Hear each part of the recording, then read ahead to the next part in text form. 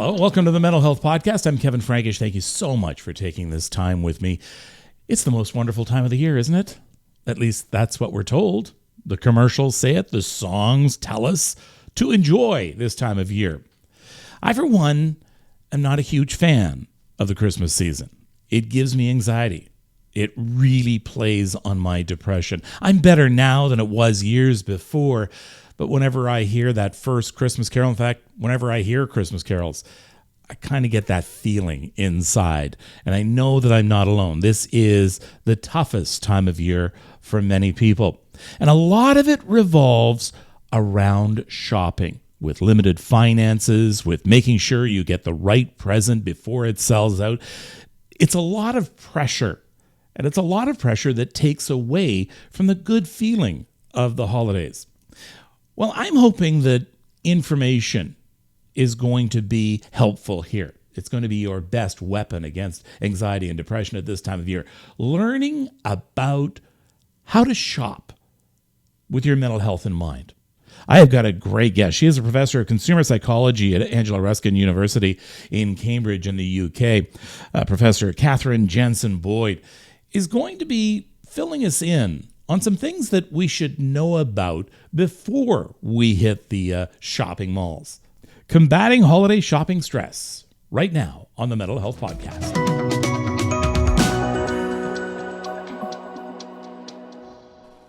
Well, hello, Professor. Thanks so much for joining me. Thanks for having me. And I guess happy holidays goes out to you. Likewise. And it's not always happy, though, for a lot of people. And first and foremost, it seems the biggest source of stress are the finances and the shopping at this time of year, isn't it? Absolutely. The Christmas period can be incredibly stressful for people, especially if your finances are tight, because you often will feel that you are pressurized to purchase various things, such as presents, food. It could be special decorations. It's a huge amount, and especially if you have children, you tend to really kind of think you need to splurge, and that causes a lot of upset for many people, as it's very difficult to manage. And of course, the temptation is there to go in and use a credit card, get into debt, which leads to a prolonged stress factor potentially that will take you into January, February, and maybe beyond, and that's not a good thing. I will tell you my experience living with depression. I know that if I go into a store, into a mall, and I hear Christmas music, that's the start of it. That's where I start to kind of tense up and I feel the anxiety. And then just looking around, I almost feel as though I'm wandering aimlessly. This is a tough time of year. I've been able to overcome it somewhat, but I still get that feeling. A lot of people do, but this is where you need to take a very deep breath, as with a lot of things you're trying to resist when it's consumer related. And you need to be realistic, and you need to say to yourself, say it out loud if it helps. Actually, I'm going to ignore the Christmas stuff. I was actually in a huge shop in October, and my husband said to me, "Oh, look, the whole Christmas section is up. Do you want to go and have a look?" And I just said, absolutely not. It's October. I do not do Christmas until halfway through December. So you can actually tell yourself out loud that this is not for me. And it helps. It kind of gives you that little bit of confidence saying, I'm going to reject it. So when you hear the Christmas music, I mean, if it was in a cafe or something very early on, I would go up and say, excuse me, could we maybe change the music because it's getting to me? Be honest about it, because it will make you feel so much better. Kind of buckling under this pressure is, and keeping it to yourself is often what gets to people, and it adds to stress factors, and you definitely don't want that. And the whole kind of build up of different cues early on, pre-Christmas, is very frustrating for many people, because potentially that means that the stress factors they're feeling go on for a very long period.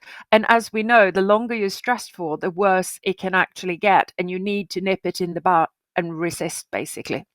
We were up against so much though, because it used to be back in the day that back to school sales started mid-August. Now they're on before the kids are even out of school.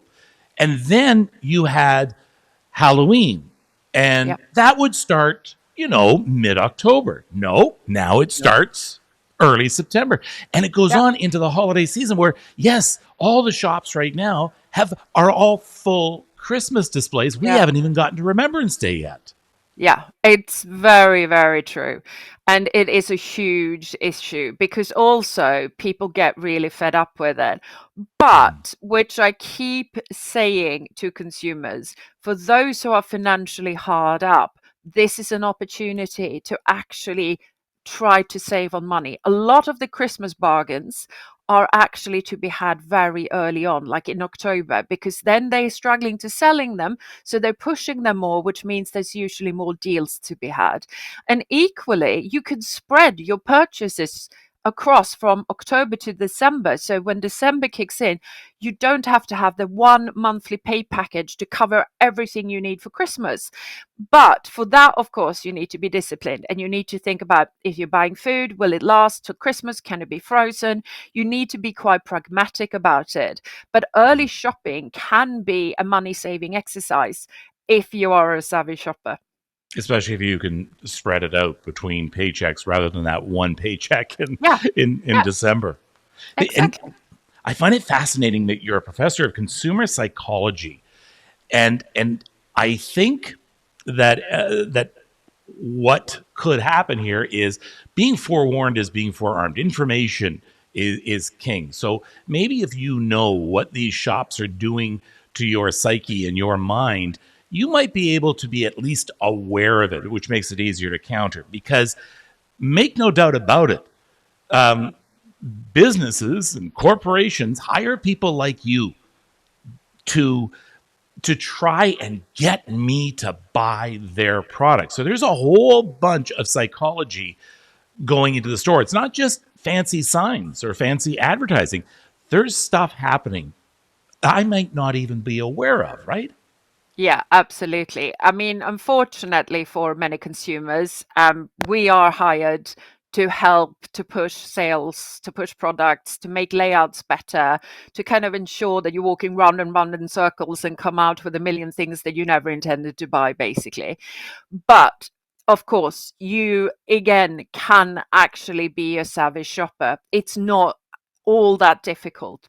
So, one of the key things is go in with a list. If you have a list and you know exactly what you're going to buy, regardless of what kind of shop it is, and you even write next to the item you're going to buy roughly what you're prepared to pay for it, then stick to that list. It doesn't matter what the retail outlet is doing because you have your list, you're following that, you're not deviating from it, which means you are not going to pick up anything unessential. So that's the first thing. Secondly, like you said, I mean, you're spot on. The more aware you are of trick of the trades, the more you can actually avoid falling into those kind of traps. But for that, you need to do a little bit of studying, understand that 2-for-1 offers might not be the best deal to be had because the reality is often it's actually more expensive because you don't need a second thing. And of course, they're not ever giving you one thing for free. They will actually adjust the pricing so that it looks better at that point in time because they play around with pricing all the time. But that might be difficult to discover because pricing strategies might be okay, we're going to raise the price 3 months ahead of the 2-for-1 offer. Then when the 2-for-1 offer comes, you basically paying the increased price. So you are really paying for two items because pre the increased price, that was a lot lower. So they do have all these nice little things that's happening, which are very hard to actually know anything about. But the things you can focus on are don't buy things that's not on your list, walk slowly, and actually never go in tired to any retail environment. Because once you're tired, you rely on what we refer to as heuristics, rules of thumb that will dictate to you, do this, do that. And you don't really question anything. You just fall into this trap of, oh, well, if you can buy one, get one free, that's got to be good. Because on paper, that seems good, right? So you need to really be focused. You need to be aware and you need to try to have the cognitive capacity to work your way through it. Because most common thing is if you go shopping, you're usually in a bit of a rush. You don't want to analyze everything, because if the reality is we have limited cognitive abilities that we're using 24/7, and if we're focusing all of it on our shopping, then we will be tired doing work or something else. But actually, if you want to be a savvy shopper, you have to dedicate some of that kind of um, mental capacity to your shopping experience. Otherwise, potentially, you are going to fall into a lot of traps, which could cost you dearly. And I mean, there's everything. There is the five senses are being attacked or used by businesses. So the sights, the sounds, the textures. We've heard all sorts of things about, years ago it was subliminal seduction, and then it became facial recognition, and now we're into the age of AI. And, make no doubt about it. These aren't conspiracy theories. These are actually things that are being used. Yeah, absolutely. And using different sensory inputs is particularly good, because we know that when our brain is registering what's going on, we actually tend to have preferences for items, for an example, that we can touch. Remarkably, when we touch something, we form a relationship with that, a psychological ownership, which means we don't want to let go of them.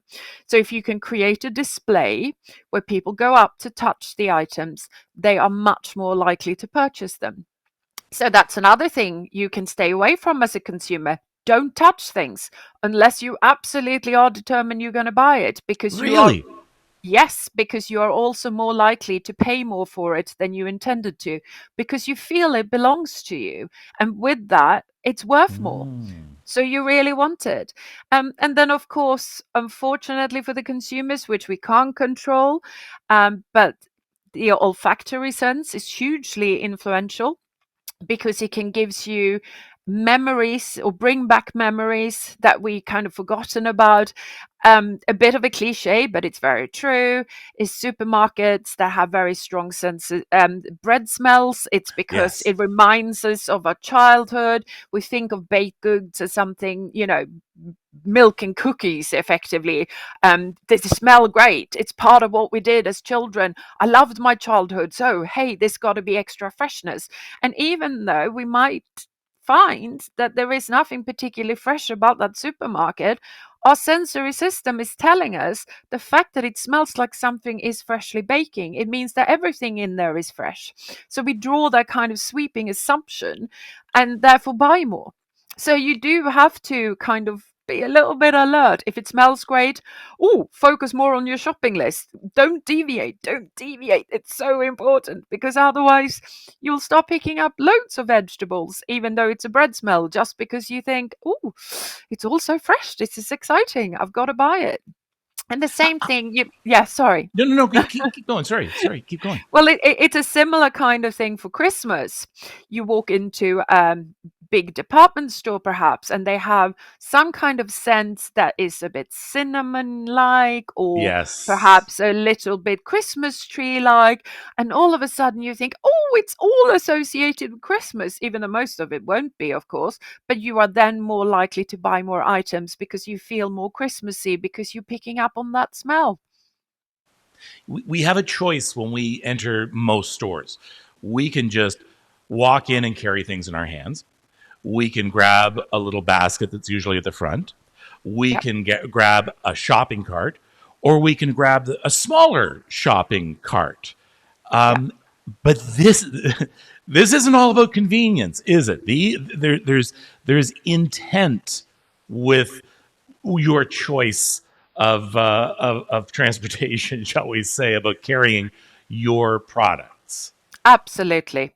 So we know that if you have a basket that you carry on your arm, when it fills up, or even not necessarily filling up, it just feels a bit heavier. You Mm-hmm. think, oh, And the this is basket heavy. itself, the basket Yeah, itself can be heavy of on its course. own. Yeah, absolutely. So you think this is heavy. That means I've got to stop shopping because I'm going to have to carry this, and there's a lot of stuff. So psychologically, that's telling you it's a lot of stuff. So if you have a trolley of a similar size, then you are more likely to fill it up because it's easy to push and you don't feel that kind of heaviness. And equally, if you have a huge trolley, you look at that big trolley, if you have a few items in it, they will look much smaller in relationship to the size of the trolley, which means that you're more likely to purchase more items because you perceive it as being less than what you actually bought. So size is incredibly important when it comes to whatever it is you're going to stick your stuff in. And supermarkets and general department stores, they are all very much aware of this. And if they can give you a trolley to push, or even one of these little baskets that kind of have wheels on it that you can pull along, they will do that just because they know it increases the number of sales within their stores. So it's a very clever strategy, unfortunately. Oh, here, I thought they cared about my back. Oh, who Oh, knew? no, not quite. Well, yeah, I mean, and we know that they here in Canada. I mean, a lot of the grocery chains now offer you two different kinds of shopping carts. One's the regular size, one's a smaller size, Yeah. and you would think that again they were being considerate. You know what? People aren't going to be buying as much, so they want a smaller cart. But again, they're out to make money any way they can, and even a smaller cart may seem like, oh, they're not going to make as much, but it's quite the contrary, isn't it? Yeah, it is because the weight is taken off your arm. And you would probably, if you usually used a basket, you would probably think, well, actually, it's convenient with a small trolley because I can push it, which is great. So that is, I guess, considerate. But what's not so considerate is that you won't feel the weight on your arm, which means you just keep filling it up because it's easy to push it along. And also, what often happens with the two different carts is if you did then fill this smaller cart up, you will the next time think, well, actually, the cart wasn't that big and I didn't quite fit everything I needed into it. So maybe I'll just take the bigger one this time. And that means, again, the next time it will be loaded with stuff. So it tends to be like a stepping stone for the bigger carts as well. Don't spend too long. I'm reading from an article that you had done for Psychology Today. Don't spend too long in a store. Yeah, that's never a good idea because the longer you spend in there, the more likely you are to pick things up. So, this is why a lot of shops have some sort of structure where they're almost ushering you to go round and round and round. Yes. Yeah, think IKEA for an example. Oh, have you Perfect ever tried to go example. again? Have you ever tried to walk against the arrows in IKEA? Yeah, I You're have taking your many life in your hands. times. But It's okay, an occupational hazard in my case. I have to try these things. but let's talk about that just for a quick second. Yeah, That is done on purpose. yeah, Again, it's not convenience. It is done so that you're exposed to everything. And let's yeah, talk about these checkout counters now, yeah. where again you have to go through a line, but along that line it is just stocked with all sorts of items you didn't know you needed. Yeah, exactly. So the layout itself ensures that you are in there as long as possible and that you are exposed to as many things as possible. And we do know for a fact that the longer you spend in a shop, the more you see, the more you buy because you will get new ideas, you will get inspiration and you will think, "Oh, that'd be quite good," or "I could have that." And you randomly pick things up, sometimes even subconsciously, which is actually not so good for the shopper, but they do. And then, of course, another way to ensure that you see all these little knickknacks that perhaps when you went to the IKEA marketplace, you didn't have time to look at all of it because maybe you found it a bit overwhelming. Yes, when you come to the till, there is no escaping them because they have lined them up for you so that you are guaranteed to see each one of the items. And then as you're standing there, you have plenty of time because you're waiting for maybe 20 people in front of you to get to the front of the queue. So you then check things out quite sort of in Mhm. detail, and you're more likely to pick them up as you go along. So yes, they're very helpful like that. Yeah, and I mean it's only it's only a few dollars. That's small. That's small as Yeah, well. yeah, And then the other thing that happens is there's food in. So if you're in a store that doesn't sell food normally, but all of a sudden there's a bunch of snacks yeah. closer the closer you get to the cash and drinks and things like that. Yeah, and they often look quite interesting. They're not. Yeah, they're They'll not the cheap. They're not the cheap chocolate bars. They're the more no. expensive, fancy items. Yeah, exactly. And by the time people get to a till, they're often a little bit tired, the snack is appealing, and then they look interesting, it's something different. And even though it might be a little bit dearer than what you would normally pay, you think, oh, well, it's a treat, it's nice, I'm tired, I've been through the shop, I deserve this, this is good. So again, it entices you to buy them, and it means that you might even pick up two or three. It, so, what do we do? How do we counter being shepherded through a store or through a checkout? I mean, short of wearing blinders, what can you do about it? Well, what you can do is if you take IKEA as an example, there are usually kind of get out of jail cards, as I call them. Yeah. There will be cut throughs. You just need to look out for them. You don't, if you're, if you're only there to buy a sofa, they don't go through the entire shop, because the reality is you're going to end up picking up all this stuff that you didn't intend to buy. So Mm-hmm. go immediately to the sofa section, get out of one of the side exits, go and pay, and that's it. You bought your sofa. But supermarkets are the same. And during Christmas, when we're shopping for a festive period in particular, the whole aisle system where you're going up and down, up and down, up and down will ensure that you are looking at each one of the food items that are on display, which makes you more likely to buy them. But again, you don't have to walk up and down every aisle. You could actually go from one to the next. Usually there's signs at the top that will tell you what's in that aisle. So go from the first aisle to the aisle that you need. And if you spot what you need halfway through the aisle, go back the same way you came. Again, it's about strategy to try to prevent yourself. If you don't have that shopping list, then you, in particular, don't want to go up and down every aisle, because you are going to come out with, I don't know, an extra 100 things that perhaps you didn't need for Christmas, but they all looked so cute and they smelled so good, and whatever it might be. And before you know it, you spent an extra few $100s. What about online shopping? Because that can be, you feel less stressful, maybe, but it could also be much more expensive, couldn't it? Yes and no. So unfortunately, it depends on who's shopping online.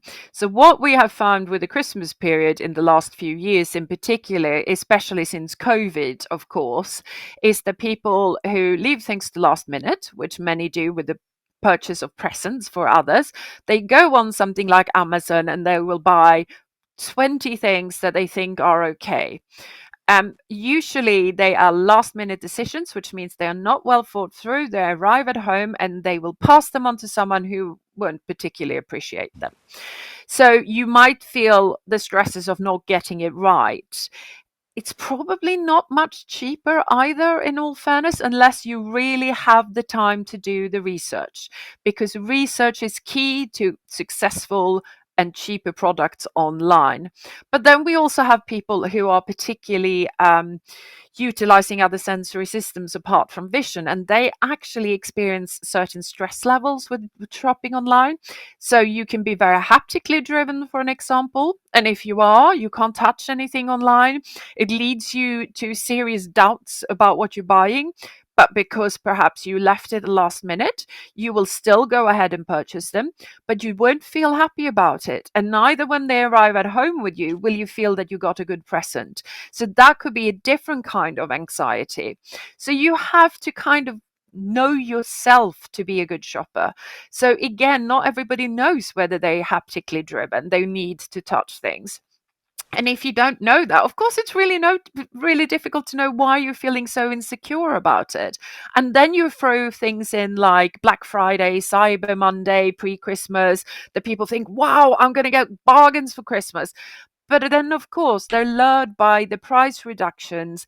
They tend to do impulsive decisions when it comes to the shops, which means that they're going to end up buying things they probably didn't want anyway. Because unfortunately for us, our brains when we experience a really good price, the same part of our brains are activated as when we experience genuine pleasure from other things. So we Ah, actually think it's a pleasurable feeling to get a bargain, when actually we're probably just experiencing an adrenaline rush and we don't really want the items. So you have to interesting. be cautious. Yeah.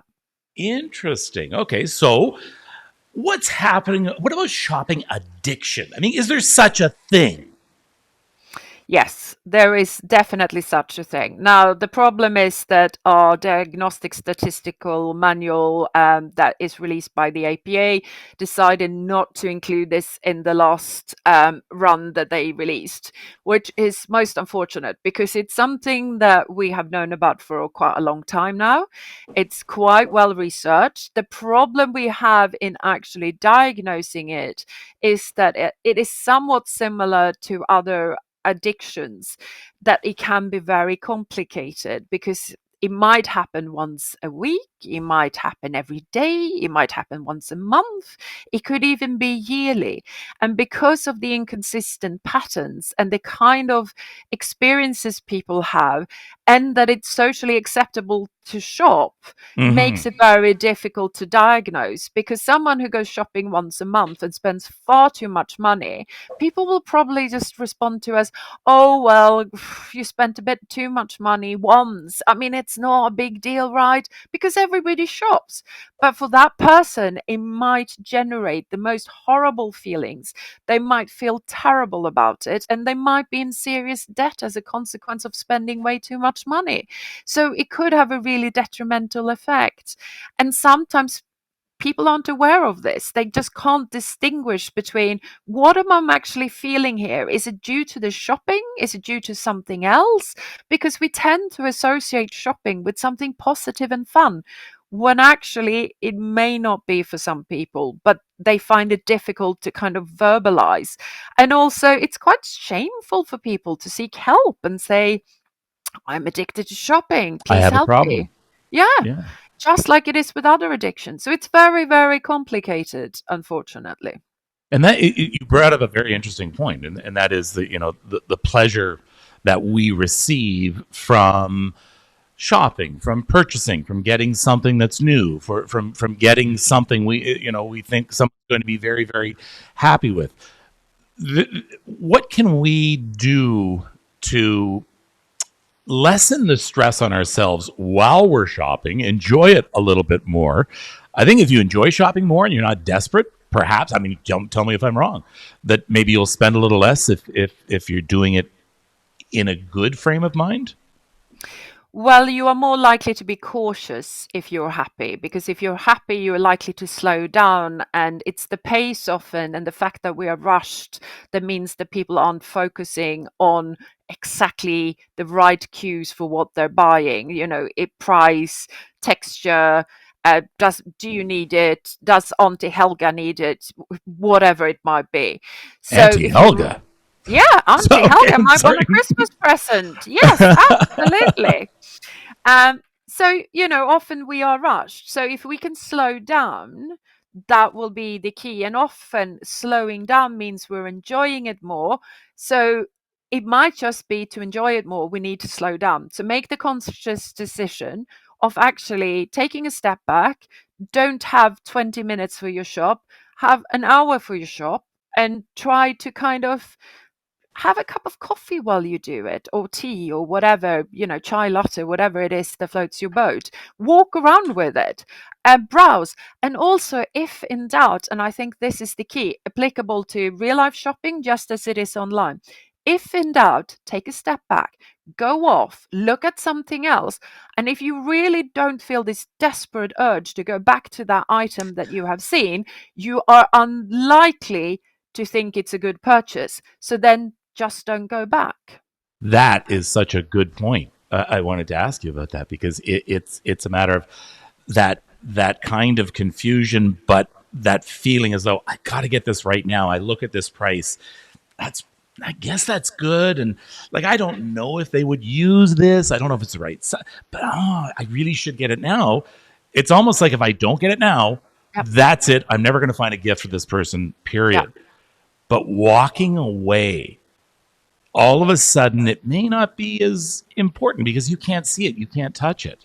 Yeah, exactly. And especially with price reductions, that's something that's incredibly important. Because if we think it's a really good deal and the adrenaline is flowing due to the activation of a pleasure center, then potentially if you walk off for even just 5 minutes, that will settle and you won't feel excited about the product anymore.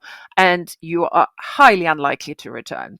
So that can actually really help with the decision making. So it's something I recommend people to do all the time when they're going, oh, but I get so carried away. And I go, don't. Because the item is likely to be there in 5 minutes still, but you might have changed your mind. Interesting. Lots of incredibly good information there. And I could talk to you for several hours about this, but unfortunately, we've run into time right now. Do you have, just before, and this is just going to be a pause here. There we go. That helps. And so, if people are interested in more tips and hearing what you have to say about the psychology of shopping, you can look up Professor Cathrine Jansson-Boyd on Psychology Today. It's an easy Google, and you have a lot of articles online actually about this because there is an incredible science behind this, and there's an incredible chance for mental health work behind this as well. Absolutely. And yes, if people are interested, do look up more information because I think it's one of the best topics in the world. And if you have the understanding, you can also make better decisions. All right. Thank you so much for this. Thank you very much. Actually, I can do that on this one here. All right. Thank you so much for this. It was nice. I enjoyed it. So thank you for a good chat and good luck with everything else you're doing. I'm guessing you're busy leading up to Christmas. Oh, most definitely. So Merry Christmas to you. Happy holidays. Likewise. Yes. Merry Christmas. Bye. She's absolutely fantastic. It really taught me quite a few things. And I think sometimes when you can see what is causing you anxiety, you can better work with it, better mitigate those feelings. Here's another little tip for you that I've learned over the years of talking to many people about holiday shopping anxiety. You've got to give yourself rest periods. You have to take a time to breathe when you're out. Instead of walking upstairs at the mall, use the escalator, but don't walk up the escalator. Just take it and remind yourself, okay, I'm taking a rest right now. It may only be 30 seconds or so, but it gives you a chance to take a few cleansing breaths. Find places to sit down. Don't try and get your shopping done all at once. It's that taking things in stride, the rest, the breath, that may turn out to be your best friend this holiday shopping season. I'm Kevin Frankish. Thanks so much for joining me. Until next time, take care of yourself and take care of each other.